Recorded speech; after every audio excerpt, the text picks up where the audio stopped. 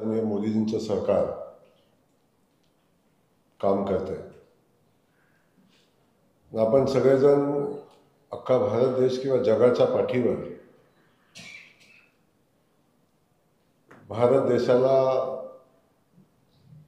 मान सन्मान प्रतिष्ठा या 11 वर्षाच्या कालखंडामध्ये मिळवून देण्याचं काम आदरणीय मोदींच्या सरकारने केलं. हा 11 वर्षाचा कालखंड विकसित भारताचा अमृतकाल म्हणून या कालखंडाकडे पाहिलं पाहिजे अशा पद्धतीचे दैदिप्यमान कामगिरी आदरणीय मोदीजींच्या नेतृत्वाखाली झाल्याचे आपण सगळेजण पाहतो. हा कालखंड हा सुवर्ण अक्षराने लिहिला जाईल. विकसित भारत, आत्मनिर्भर भारत आणि संकल्पित सिद्धी या मंत्राने हा कालखंड ओळखला जाईल. हा 11 वर्षाचा प्रवास हा सरकार म्हणून आदरणीय मोदीजींनी करत असताना देशाच्या 140 कोटी जनतेला सोबत घेऊन या 140 कोटी जनतेचं हित डोळ्यासमोर ठेवून हा मजबूत भारत घडवण्याचं काम आदरणीय मोदीजींनी आपल्या 11 वर्षाच्या कालखंडामध्ये केलं. आता 11 वर्षाचा कालखंड एका पत्रकार परिषदेमध्ये सांगणं किंवा एका भाषणामध्ये सांगणं हे जरी शक्य नसलं तरी 11 वर्षाच्या कालखंडामध्ये जे काम, जे ठळक मुद्दे या सरकारनं केले त्या संदर्भात आज आपल्याशी थोडं बोलावं म्हणून आज आपल्या सगळ्यांना या ठिकाणी बोलवलं. आपण सगळ्यांनी पाहिलं असेल तंत्रज्ञानाचा प्रभावी वापर देशाने केलेला आपण पाहतो. 2011 पूर्वीचा भारत आणि आताचा भारत यातला फरक आपण बघितला. त्या तंत्रज्ञानाचा प्रभावी वापर केल्यानंतर देशाच्या विकासाला मिळालेली गती याचे आपण सगळेजण साक्षीदार आहोत. ज्या ज्या ठिकाणी भारतीय जनता पक्षाची सरकार आज देशामध्ये काम करते, ज्या ज्या राज्यामध्ये काम करते त्या त्या राज्यामध्ये गरीब लोकांना सोबत ठेवून गरिबांच्यासाठी काम करणारं सरकार म्हणून आपण सगळेजण या सरकारकडे पाहत असतो. गरिबांचा झालेला विकास म्हणून आपण या सरकारच्या कामगिरीकडे पाहत असतो. सरकार म्हणजे सेवा, सरकार म्हणजे भूक हे नाही तर सरकारमध्ये सेवा आहे ही भूमिका घेऊन आज देशामध्ये सरकार काम करते. सुशासन ही देशाची संस्कृती या निमित्तानं बनल्याचं आपण सगळेजण पाहतो. त्यामुळं गेल्या 11 वर्षाच्या अमृत कालखंडामध्ये भारत एक विकसित राष्ट्र बनण्याच्या दृष्टीनं एक एक पाऊल पुढे टाकताना आपण बघतोय. देशाची अर्थव्यवस्था मजबूत होताना आपण बघतो. आज जगामध्ये देशाची 5 नंबरची अर्थव्यवस्था, मजबूत अर्थव्यवस्था म्हणून बघत असताना आता ती 4थ्या नंबरपर्यंत आपण पोहोचलो. आणि हे वास्तव आपल्या सगळ्यांना मान्य करायला लागतं. आणि याला मोदीजींचं सरकार, मोदीजींचं धोरण, मोदीजींचा सर्वसमावेशक विकास हे या सगळ्या भूमिकेला कारण आहे हे आपण सगळेजण जाणून घ्या. आत्ताच आपण बघितलं असेल की काही दिवसापूर्वीच भारत 4थ्या नंबर अर्थव्यवस्थेमध्ये पोहोचतोय.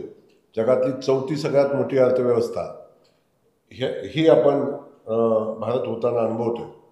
त्यामुळं हे सगळं बघत असताना आपण सगळ्यांनी बघितलं असेल पूर्वी हे शक्यच नाही, हे होऊच शकत नाही अशा पद्धतीचं भूमिका घेणारे अधिकारी, भूमिका घेणारं सरकार.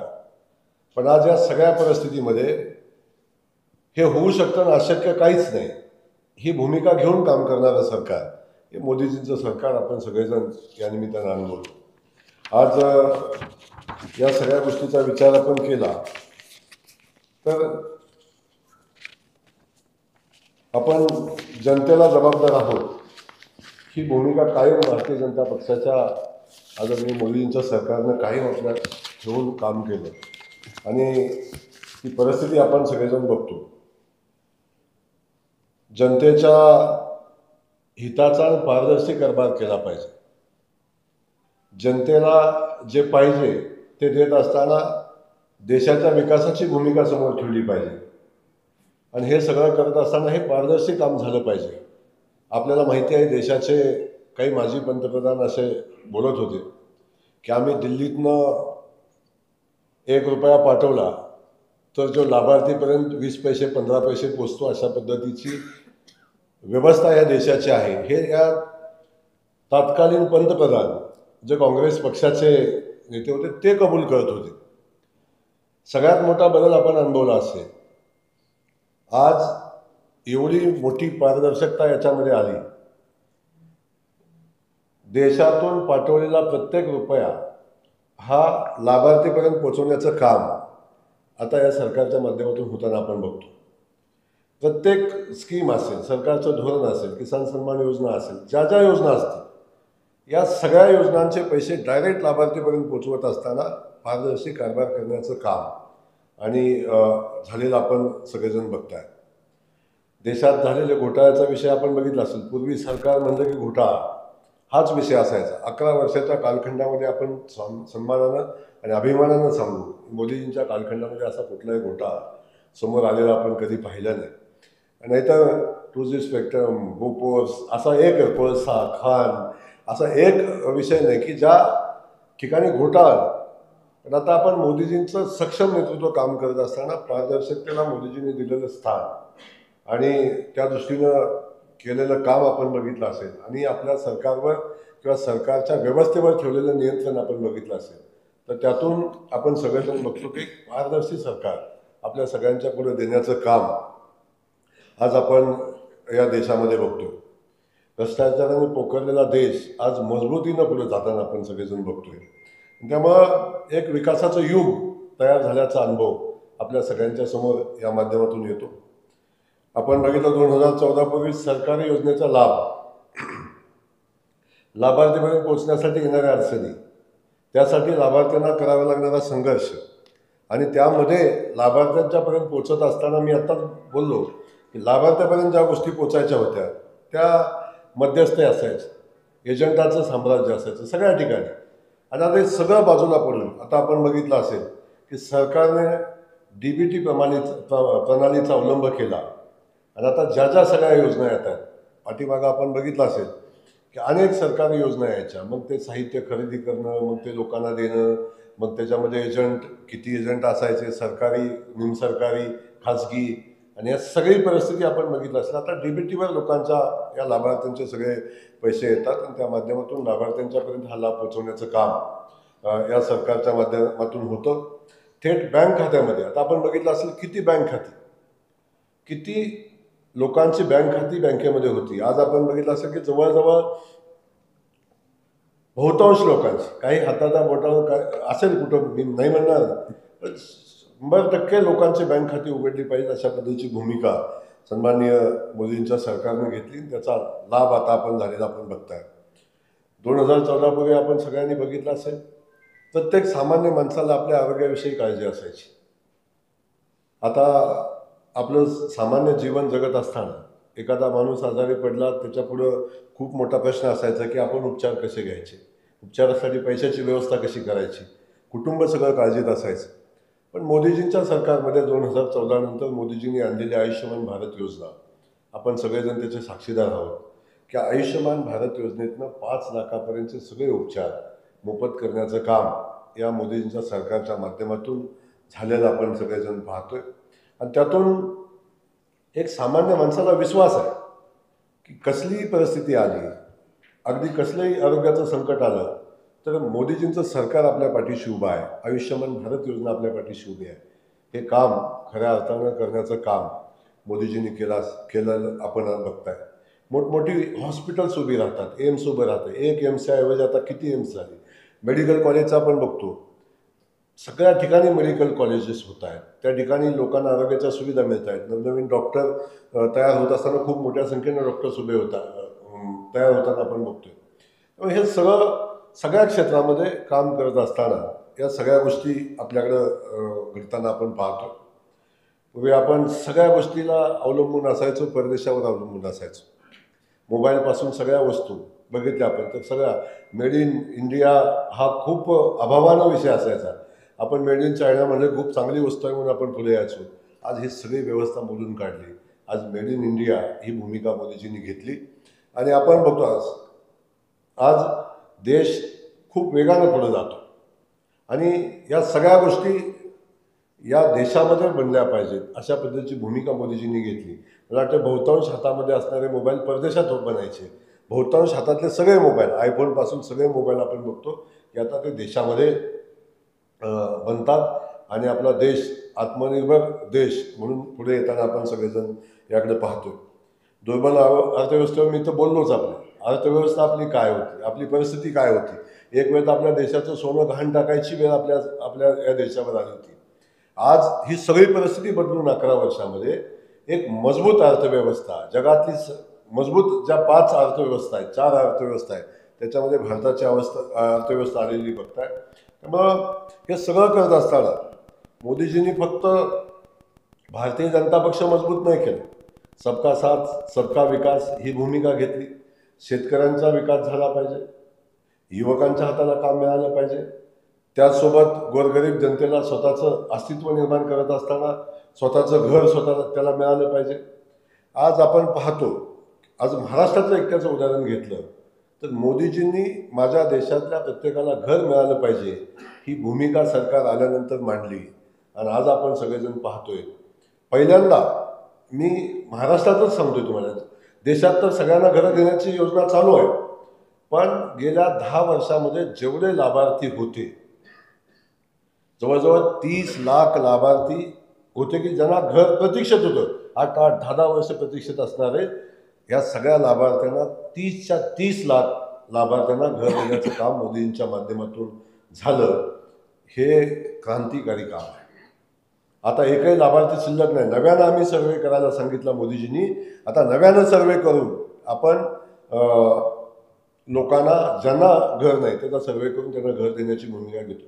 हे फक्त घरापुरतं मर्यादित नाही आहे. या चारही बाजून आपण सगळ्यांनी बघितलं असेल तर या सगळ्यांना योजना, सामान्य माणसाच्या योजना पुढे घेऊन जाण्याचं काम मोदीजी करतात. हे सगळं करत असताना देश विकास करतो. मोदीजी कधी म्हणले नाही की हा विकास माझ्यामुळे झाला. हा विकास 140 कोटी जनतेमुळे झाला. की जनतेला सोबत घेऊन जेव्हा सरकार काम करतं तेव्हा या सगळ्या गोष्टी उभ्या राहतात. त्याचं आपण सगळेजण या गोष्टी आपण पाहतो. देशाचा आपण पाहिला असेल आजपर्यंत संरक्षण क्षेत्रामध्ये आज देश मजबूत आहे. एक मजबूत देश, एक मजबूत क्षमता असणारा देश, अण्वस्त्र निर्मितीपासून सगळ्या गोष्टींची क्षमता आज देशामध्ये संरक्षणासाठी लागणाऱ्या असंख्य गोष्टी बनवण्याचं काम आज या देशामध्ये होताना आपण सगळेजण बघतोय. विमानापासूनचे अगदी अण्वस्त्रापासूनच्या सगळ्या गोष्टी देशामध्ये बनवण्याचं काम आज मोदींच्या माध्यमातून होताना आपण बघतोय. ऑपरेशन सिंदूर एक त्याचं उदाहरण आहे. जर आमच्या देशाकडे कोणी वाकड्या नजरेनं बघाल तर त्याला कशा पद्धतीचं उत्तर दिलं जातं. हे पेहलगामचं उदाहरण बघितलं आपण, त्यावेळी झालेला एअर स्ट्राईक आपण बघितला असेल. पाकिस्तानमध्ये घुसून केलेल्या अतिरेक्यांचे उद्ध्वस्त केलेले तळ आपण बघितले असतील. आणि आता ऑपरेशन सिंदूर या नावानं जे आपण बघितलं असेल की जो हल्ला आपल्या देशातल्या निरपराध नागरिकांच्यावर केला होता आणि त्याला प्रत्युत्तर देण्यासाठी भारतीय सैन्याने जी योजना आखली आणि त्याला ऑपरेशन सिंदूर हे नाव दिलं की ज्या आमच्या भगिनींचं सिंदूर ज्या लोकांनी पुसलं त्या भगिनींना न्याय देण्याची भूमिका आदरणीय मोदीजींच्या सरकारनं आणि भारताच्या आपल्या तिन्ही सैन्य दलानं, खास करून त्या तिन्ही सैन्य दलाचं मी मनापासून आपण कौतुक करतो. मोदीजी पण त्यांनाच श्रेय देतात. त्याने जो बदला घेतला तो आपण सगळ्यांनी अनुभवलं की काय अवस्था पाकिस्तानची झालेली होती. जगानं त्याच्यामध्ये जग आता मजबूत भारत काय भूमिका घेईल याच्याकडे पाहत होतं. पण आपण बघितलं असेल की अर्थव्यवस्था मजबूतीने पुढे जात असताना त्याला योग्य उत्तर मोदीजींनी दिलं. एक योग्य सबक तर शिकवलंच भारतीय सेनेनं आणि आमच्या भगिनींना न्याय मिळवून देण्याचं काम आपण झालेलं बघताय. त्याच्या अगोदर आपण बघितलं असेल जेव्हा जेव्हा भारत देशावर संकट आलं, अटलजींच्या कालखंडापासून कारगिलपासून प्रत्येक वेळी या भारत देशाला मजबूतीनं उभं करण्याचं काम झालेलं आपण सगळेजण या ठिकाणी बघतोय. त्यामुळं जेव्हा आता हल्ला झाला, ऑपरेशन सिंधूरचा जो हल्ला पाकिस्तानवर झाला, त्याच्यावर हल्ल्यासाठी जी क्षेपणास्त्र वापरलेली होती ती भारतीय बनावटीची होती. त्याची विश्वासार्हता आपल्या लक्षात आली की आपण भारतामध्ये बनवलेली ही जी क्षेपणास्त्र आहेत याची विश्वासार्हता काय हे आपण या निमित्तानं बघितलं असेल. प्रधानमंत्री मोदींनी देशातल्या गरिबीचं पूर्णपणे उच्चाटन झालं पाहिजे. दारिद्र्यरेषेखालच्या लोकांना दारिद्र्यरेषेच्या वरती आणण्याचा जो संकल्प केलेला आपण सगळेजण पाहतोय आणि त्यासाठी केलेली जी प्रतिज्ञा होती, फक्त प्रतिज्ञा केली नाही, गरिबी हटावची फक्त घोषणा केलेली नाही, पण ते गरिबी हटवण्यासाठी जे काय करायला लागेल, गरिबाच्या कल्याणासाठी मोफत अन्न देण्याची योजना असेल, उज्ज्वला गॅस योजना असेल, प्रधानमंत्री आवास योजना असेल, जल जीवन मिशनच्या माध्यमातून जनतेला जो पाणी पुरवठा होतो, स्वच्छ पाणी माझ्या जनतेला मिळालं पाहिजे ही भूमिका असेल, जनधन योजना असेल, आयुष्यमान भारत आरोग्याच्या दृष्टीने असलेली योजना असेल, किसान सन्मान निधीची योजना असेल, अशा अनेक योजना ज्या सामान्य आणि गोरगरीब माणसांच्यासाठी ज्या राबवलेल्या योजना, हे सगळं आपण जर पाहतोय. आणि हे सगळं करत असताना महिला सक्षमीकरणाचं धोरण जे मोदीजींनी हातामध्ये घेतलं, आमच्या महिला भगिनींना या समाजामध्ये मानाचं स्थान मिळालं पाहिजे. 50% आमच्या महिला भगिनी आहेत.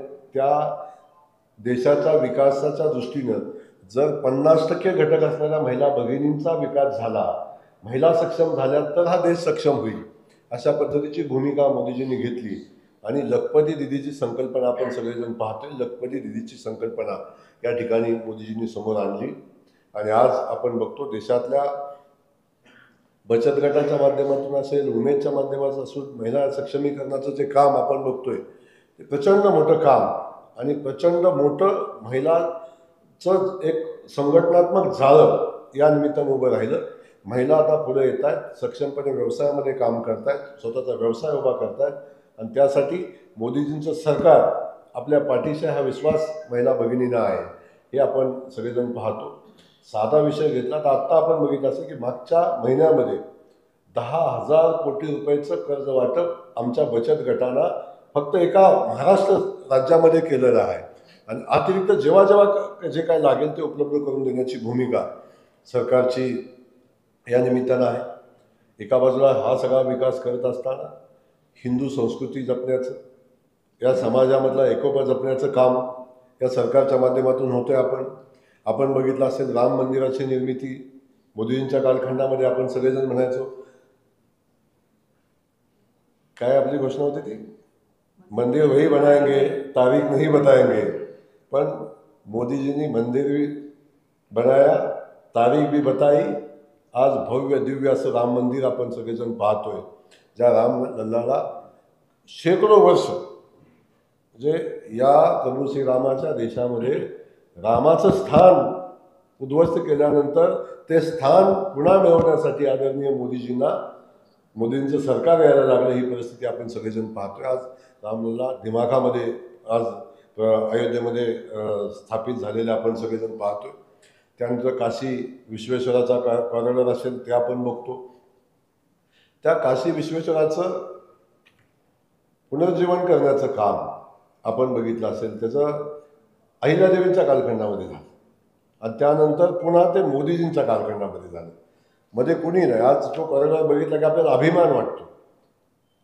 तो सगळा परिसर बघितल्यानंतर अशा पद्धतीचं त्या कोराड्याचं काम झालेलं बघितलं असेल आपण. उज्जैनमध्ये झालेलं काम या निमित्तानं आपण बघत असेल. म्हणजे ही गौरवशाली परंपरा जपण्याचं काम या मोदीजींच्या माध्यमातून आपण होताना सगळेजण आपण बघतोय. GST सारख्या कारभारामुळे व्यवस्थेतील भ्रष्टाचार आता संपत आला. आता सगळं ऑनलाईन आहे, भ्रष्टाचाराचा विषय राहिला नाही. आता कोणाचं कुठं ट्रान्झॅक्शन झालं, 50,000पेक्षा अधिकचे पैसे काढले तर बँकेचा फोन तुम्हाला येतो. ही व्यवस्था नव्हती. आपल्या स्विस बँकेमध्ये पैसे देशातनं जायचे, पण आज ती व्यवस्था राहिली नाही. 50,000चा किंवा 5 लाखाचा चेक, अतिरिक्त रकमेचा चेक गेला तर बँकेचा फोन येतो, ते कन्फर्म झाल्याशिवाय तो चेक पास होतो. आता ही व्यवस्था, भ्रष्टाचार मुक्त व्यवस्था आज मोदींच्या कालखंडामध्ये उभी राहताना आपण सगळेजण बघतोय. 370 कलम आपण बघितलं असेल. जे वर्षानुवर्ष काश्मीर भारताचा भाग आहे का नाही ही शंका निर्माण. भारत देशाची राज्यघटना वेगळी, काश्मीरची घटना वेगळी. भारत देशाचा ध्वज वेगळा, काश्मीरचा ध्वज वेगळा. पहिल्या दिवशी भारतीय जनता पक्षानं संकल्प केला, एक देश में 2 निशान नहीं चलेंगे. आणि आज आपल्याला गर्व आहे, अभिमान आहे. जी भारत देशाची घटना आज काश्मीरला लागू झाली, 370 कलम आज लागू झालं, आणि एक देश एक निशान ही भूमिका आज आपल्या देशामध्ये आपण सगळेजण पाहतोय की आज या ठिकाणी देश आणि देशाचा नागरिक अभिमानानं आणि गर्वानं या सगळ्या गोष्टी सांगू शकतो. अशी परिस्थिती आदरणीय मोदीजींच्या कालखंडामध्ये निर्माण झाली. पाठीमागच्या कालखंडामधला सगळा इतिहास आपल्या सगळ्यांना माहिती आहे, त्या विषयावर अधिकचं मी जाणार नाही. तर या सगळ्या बाबी आपण बघितल्यानंतर सेवा, सुशासन, गरीब कल्याण आणि संकल्प कृतीतून आणून देण्याचा मोदी सरकारने राज्यकारभार कसा करावा याचा एक आदर्श घालून आपल्या सगळ्यांच्या समोर दिलेला आहे. म्हणून मी मोदीजींच्या सरकारलाच 11 वर्ष पूर्ण होत असताना अख्ख्या देशाच्या समोर जो 11 वर्षापूर्वीचा भारत आणि आजचा भारत आणि मोदीजींनी संकल्प केलेला येणाऱ्या कालखंडातला 2047चा भारत, हे सगळं बघितलं असेल की एक विकसित राष्ट्राचा संकल्प आदरणीय मोदीजींनी केला. आणि तो संकल्प करण्याची धमक भारतीय जनता पक्षाच्या मोदींच्या सरकारमध्ये आहे. फक्त संकल्प करून नाही तर संकल्पपूर्तीच्यासाठी आवश्यक असणाऱ्या सगळ्या गोष्टी करण्याचं काम आदरणीय मोदीजींच्या माध्यमातून झालेलं आपण सगळेजण पाहतोय. आज मोदीजींच्या नेतृत्वाखाली देश पुढे जात असताना, भारतीय जनता पक्षाच्या नेतृत्वाखाली देश पुढे जात असताना आज देशाच्या बहुतांश राज्यामध्ये आज भारतीय जनता पक्षाचं सरकार काम करताना आपण सगळेजण पाहतोय. आणि ज्या ज्या ठिकाणी भारतीय जनता पक्षाचं सरकार काम करते त्या त्या ठिकाणी भ्रष्टाचार मुक्त काम करण्याचं काम, पारदर्शी सरकार म्हणून काम करण्याचं काम आणि गरीब कल्याणासाठी काम करणारं सरकार म्हणून प्रत्येक राज्यामध्ये काम करत असलेलं सरकार आपण अनुभवतोय. म्हणून मी आज मोदीजींच्या 11 वर्षाच्या कालखंडामध्ये देश कसा प्रगतीकडे चाललेला आहे, देश IT क्षेत्रामध्ये होत असलेली प्रगती आपण सगळेजण पाहतोय. खास करून मी सांगेन, आपण तर आज सोलापूर जिल्ह्यामध्ये आहोत. मोदीजी दिल्लीमध्ये असले, नितीनजी दिल्लीमध्ये काम करत असले, तर आमच्या विठुरायाचा पालखी मार्ग बनवण्याचा आजपर्यंत कधी कुठल्या सरकारने विचार केला नाही. इथं अनेक जाणते राजे तयार झाले, अनेक स्वतःचं नेतृत्व राज्य पातळीवर, देश पातळीवर आहे म्हणून सांगणारे नेते निर्माण झाले. पण आज आपण बघतोय भव्य दिव्य असे आमचे पालखी मार्ग विठुरायाच्या नगरीचे. फक्त तेवढे पालखी मार्ग नाही, आज देश जोडण्याचं काम, या रस्त्यांचं जाळं उभं राहिलेलं आपण बघतोय. आणि आपण या रस्त्याचा अनुभव घेत असताना, वारीचाच नाही सगळ्या रस्त्यांचा अनुभव घेत असताना, रस्त्यामध्ये दळणवळणाच्या साधनामध्ये मोदीजींच्या सरकारनं केलेली क्रांती आपण सगळेजण अनुभवतोय. कधीच अशा पद्धतीचे रस्ते, अशा पद्धती दळणवळणाची साधनं कधी निर्माण झालेली आपण बघितलं नाही. आज विमानतळं, किती विमानतळं होती आणि आज किती विमानतळं आहेत, आणि त्या विमानतळाचा होत असलेला विकास हे आपण या ठिकाणी बघतोय. रेल्वेचं आपण स्टेशन बघितलं असेल, सोलापूरचं रेल्वे स्टेशन त्या रेल्वे स्टेशनचा होत असलेला विकास, वंदे भारतसारखी नवीन येत असलेल्या रेल्वे आपण बघताय. रेल्वे चांगली चालली पाहिजे, त्यासोबत लोकांना चांगली सेवा रेल्वेने दिली पाहिजे, ही भूमिका घेतलेला आपण बघताय. आणि विकासाच्या बाबतीत म्हणाल आपण, आई तुळजाभवानीचा मंदिराचा बघितलं असेल चाललेला विकास, पंढरपूरचा आता विकासाचा संकल्प केलेला आणि कॉरिडॉरचं काम आता तातडीने चालू होईल, या पद्धतीचं घेतलेली भूमिका असेल, या सगळ्या असेल. म्हणजे आज आपण बघितलं सोलापूरची विमानसेवा, अनेक गोष्टी आपण अनुभवल्या की सोलापूरची भव्य दिव्य असं विमानतळ उभं राहिलं, अत्याधुनिक असं विमानतळ उभं राहिलं. आणि ते विमानतळ उभं